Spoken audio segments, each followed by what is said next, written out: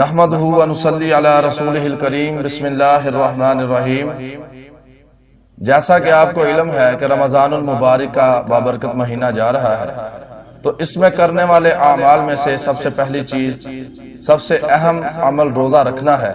قرآن کریم میں روزہ کی فرضیت کے حوالے سے ارشاد باری تعالی ہے، یا ایھا الذین آمنوا